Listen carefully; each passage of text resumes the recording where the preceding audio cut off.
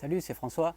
Hier, j'ai envoyé un mail aux contacts privés qui sont inscrits à mes emails privés, dans lequel j'offrais 3 automatisations. On a parlé de faciliter à réaliser une tâche en mettant en place des déclencheurs et à limiter les frictions pour la réalisation d'une action. Donc toi, si tu t'intéresses aussi à l'efficacité, ça a certainement suivi des conseils qu'on trouve sur YouTube et autres, qui prônent la motivation et qui te poussent en fait à passer à l'action par la force. Alors peut-être que tu as déjà essayé à te lever à 5 h du matin pendant plusieurs semaines ou plusieurs mois et au bout d'un moment, tu as fini avec des cernes jusque-là, super fatigué, de mauvaise humeur, parce que tu as cassé un rythme et c'est un rythme qui à toi peut-être ne te correspond pas.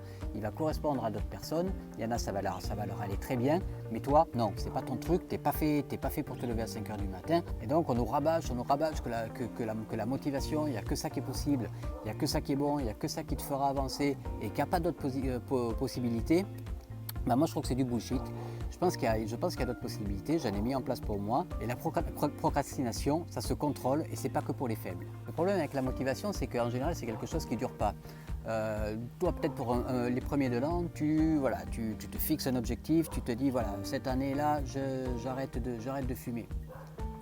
Et tu vas baser ça sur la motivation. Donc ça va durer pendant quelques temps, mais le problème de la motivation, c'est que c'est une humeur. Et une humeur, comme toutes les humeurs, c'est extrêmement difficile à contrôler.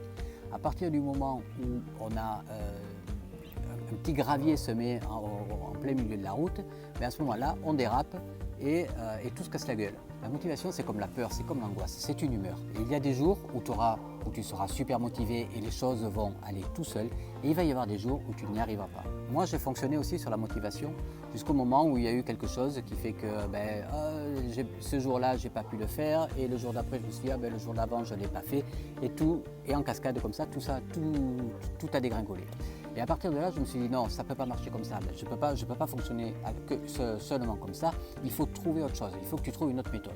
Et comme j'aime beaucoup tester de trucs, j'aime beaucoup tester des méthodes de manière à pouvoir les analyser et garder ce qui marche. J'ai cherché comment je pouvais faire la même chose qu'avec la motivation, autant, voire plus, mais sans fournir d'efforts pour le faire. Mais le moyen de le faire avec le plus de simplicité possible. Et le truc magique, c'est que ça existe. J'ai trouvé, moi je l'ai pratiqué pour moi, je le pratique maintenant depuis un bout de temps, et c'est pour ça que je voulais le partager avec toi. Moi je suis pas un très grand bricoleur, je suis pas très bon, c'est pas mon truc.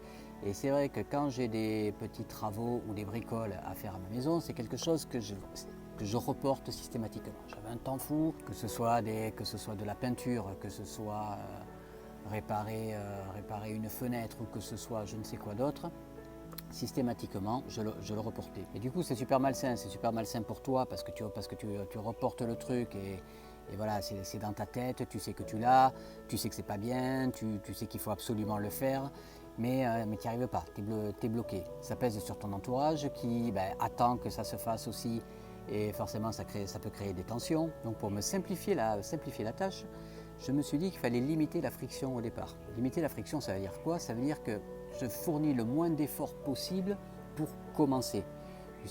Tu sais que si tu fais souvent le plus difficile, c'est le premier pas.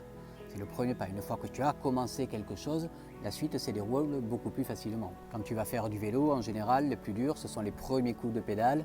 Et une fois que c'est parti, tu fournis moins d'efforts sur quelque chose de plat. Donc moi, qu'est-ce que j'ai fait? J'ai d'abord dédié une période de la semaine, un temps dans la semaine qui était dédié uniquement aux petits travaux de la maison. Tu vois, le dimanche après-midi, c'est quelque chose où je ne fais que ça. Voilà, c'est fixé, c'est la règle. Évidemment, il peut y avoir des petites exceptions, mais c'est le moment dédié. Et je fais quoi? Je rassemble en fait tout ce qu'il faut, tout au même endroit. C'est-à-dire que la veille, d'abord, je planifie, je sais ce que j'ai à faire pour ce jour-là. Et après, je rassemble donc tout. Je mets la boîte à outils avec les outils qui seront nécessaires ici. Si j'ai besoin de peinture, elle est à côté. Je vais mettre les habits de travaux avec. Et je vais me mettre une playlist que j'aime bien, qui me rend heureux, de manière à pouvoir faire ça tranquillement. Et ça marche, ça aide beaucoup, ça aide à passer, voilà, tu arrives, tac, les choses s'enchaînent de manière automatique. Et ça, tu peux le faire pour tout. Tu peux le faire pour du sport, tu peux le faire pour des dossiers de travail, tu peux le faire pour la cuisine, tu peux le faire pour du jardinage aussi, tu peux le faire pour plein de choses différentes. Donc pour aller encore plus loin, moi j'ai même organisé mes journées, j'ai organisé ma semaine. Ce qui permet en fait d'avoir, par exemple, le dimanche après-midi, comme je te disais, ça c'est les travaux. Le vendredi, c'est des journées qui sont plus réservées à la technique. Le mardi, je serai sur des tâches qui demandent une forte concentration, par exemple. Pour le sport, je rassemble aussi tout au même endroit, mes chaussures, mon short de sport, mon t-shirt. Et j'ai même une automatisation sur mon iPhone où je dis workout et mon téléphone passe en mode avion, passe en mode ne pas déranger, lance la playlist que j'écoute pour m'entraîner et ouvre mon application d'entraînement. Le fait de te mettre des déclencheurs et de limiter la friction comme ça, ça te permet d'automatiser et de supprimer la procrastination de manière extrêmement simple sans fournir d'efforts. Ce que je fais, ce que je te conseille de faire, c'est de rassembler aussi les tâches qui sont similaires. Le bricolage, par exemple, quand je le fais le dimanche, je rassemble tout ce que j'ai à faire en bricolage. C'est-à-dire que si je vais faire la peinture le dimanche, je vais faire la réparation de meubles le dimanche et autre chose le dimanche. Je ne vais pas en faire un le dimanche et l'autre le mercredi. Je rassemble ces tâches-là. Le fait de les rassembler, tu n'as qu'un seul départ à faire. Donc tu limites la friction au départ et tout le reste se fait beaucoup plus facilement. Je ne sais pas, peut-être que toi, parfois, tu as besoin de poster du courrier. Si tu as besoin de poster du courrier, que tu prends pour une lettre, tu as la lettre de fait, tu vas aller chercher une enveloppe, tu vas revenir, tu vas mettre la lettre dans l'enveloppe, après il va te falloir mettre un timbre, tu vas aller chercher le timbre, tu vas revenir, tu vas coller le timbre, tu vas remplir l'adresse et après tu vas aller la poster. Et si tu as une deuxième lettre à faire, qu'est-ce que tu vas faire? Tu vas prendre ta lettre, tu vas aller chercher l'enveloppe, tu vas revenir, tu vas mettre etc. Tu vas faire exactement la même tâche. Si ça, tu le fais à deux moments différents de la journée et de la semaine, tu es obligé de le faire deux fois. Alors que si tu regroupes cette même tâche, tu divises ton temps de travail déjà par deux. Tu gagnes donc deux fois plus de temps sur cette tâche-là. Donc tu as vu, c'est tout bête, c'est extrêmement simple, ça rend l'exécution extrêmement facile, c'est d'une efficacité redoutable et c'est vraiment tout bête à mettre en place. Voilà, si tu t'intéresses donc au minimalisme, à l'efficacité, à l'automatisation, à l'organisation de tes journées, de tes postes de travail, de ta maison, de ton intérieur. Moi, c'est des choses qui me passionnent. J'en parle sur cette chaîne avec toi. Pense à t'abonner, clique tout de suite sur t'abonner.